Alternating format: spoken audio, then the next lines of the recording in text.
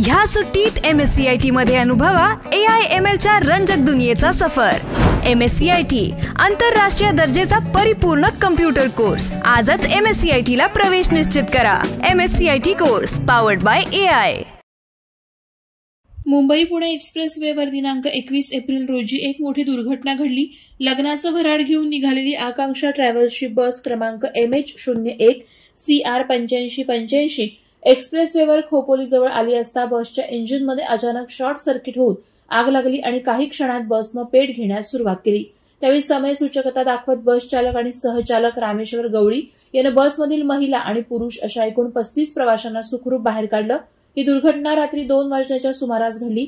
बसला लागलेल्या आगीत मोठ्या प्रमाणात वित्तहानी झाली असली तरी कोणतीही जीवितहानी झाली नाही।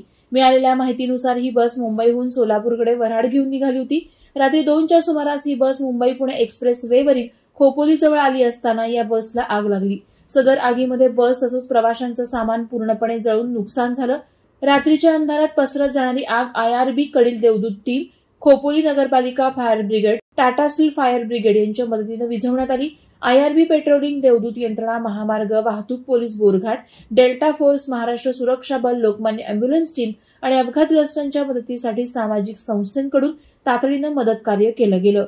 वादळवारा लाईव्हसाठी दत्तात्रय शेडगे, खालापूर। नवी मुंबई व रायगड जिल्ह्यातील ताज्या बातम्या आणि घडामोडींसाठी सबस्क्राईब करा वादळवारा लाईव्ह चॅनल आणि दाबा बेल आयकॉन।